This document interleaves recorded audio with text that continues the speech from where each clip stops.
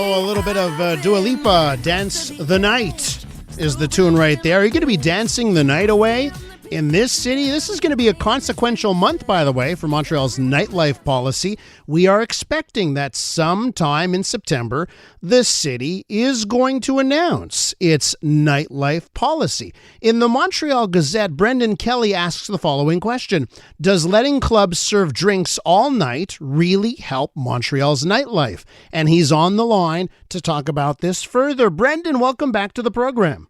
Thanks for the invite, Elias. Great to be there. So, here, there.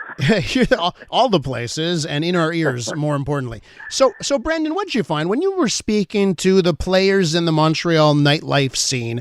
What did you find ahead of the big announcement coming from the city? Well, I think, firstly, we don't know exactly what's in the nightlife policy, but I think the thing that's getting the most attention is this idea of letting, and they've done pilot projects, as you probably know, for this, of letting clubs and venues stay open past 3 a.m. and still keep serving drinks. And I'd say the kind of reaction is mixed to that. There's certain people who like it. I mean, it's really, if you're in the electronic dance scene, which is a very big deal here in Montreal with Picnic Electronic and Il Sonic and all that stuff. So for them, for that community, I think it's something they really like. Other kind of, indie club owners are saying it's okay, but that's not our thing. Like I spoke with the guy who owns, Sergio De Silva, who owns Turbo House, which is one of the leading alternative venues on Saint Denis Street. And he said, look, we have no interest in staying open past 3. Our customers, that's not, of interest to them. They want to see live bands and then go home. And I think also, should it be really the main focus? I mean, is there bigger issues? And one of them that I hear from people in that business is the whole issue of noise complaints. I've been covering that for 10 years. And, that resident comes and lives moves in right beside a venue and phones the police and says, hey, they're making noise. And the venue owners are like, we can't deal with this. Like, we don't have much money.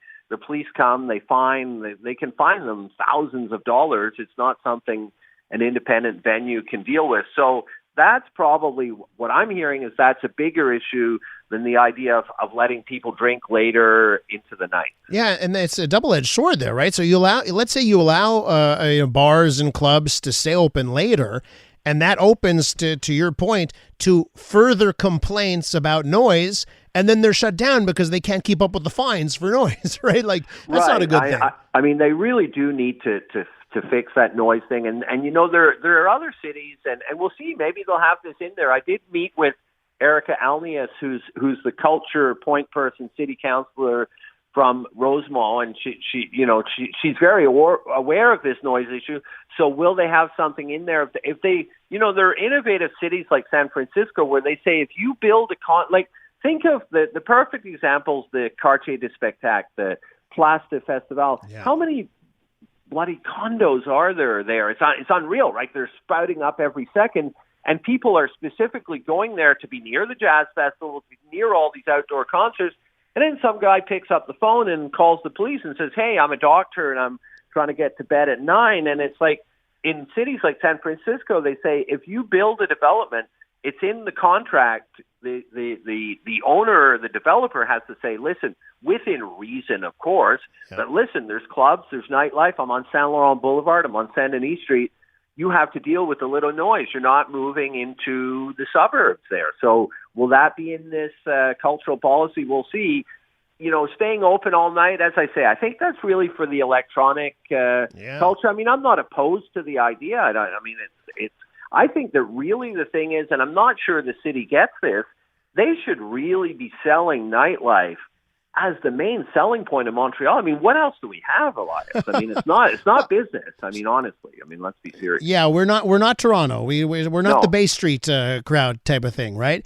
We're talking about the city's impending nightlife policy with Brendan Kelly from the Montreal Gazette. Just on that, you're talking about electronic shows. I know you spoke to someone and they brought up, right, the DJs that go to New York and Berlin.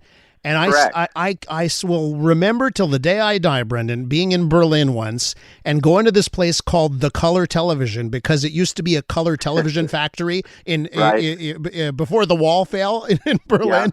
Yeah. And, I'd never had that experience before, being up till 5 or 6 to dance, right? Never in my life. So I wonder, if that's important for this city, too, to have venues like that. Well, I think it is, honestly, and I think it's actually a good thing. And I think, that was Jenny Thibault who runs the SAT.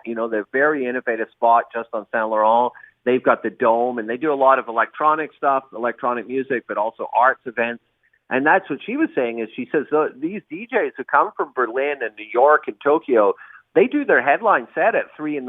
And she did say, and I know that's true, Montrealers are cool. We know that. And the club people, they only get to the club at like midnight to 1 a.m. So it's kind of bizarre for them to stop at 3. And I don't think that's a bad thing for those parties to go on all night. And really, the electronic music scene here is huge.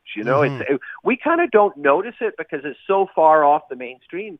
But there's thousands of people every Sunday night on the island for Picnic Electronic. Il Sonic is taking off. So it's not necessarily a bad thing to do that. And I think one of their arguments too, which I also get, is when you let everyone out of the bars at exactly the same moment at 3 a.m, you do have problems. I mean, we've all experienced that on Saint Laurent Boulevard, say around Prince Arthur, where suddenly all these very drunken, not all, but a lot of people who are a bit inebriated all turn up on the streets at exactly the same time, and you can have fights and you can have issues. And so if you stagger it, 2, 3, 4, 5, 6 in the morning, but still it's a pretty niche thing, right? I mean, most of us, I think, the old most line, of us are in bed by there.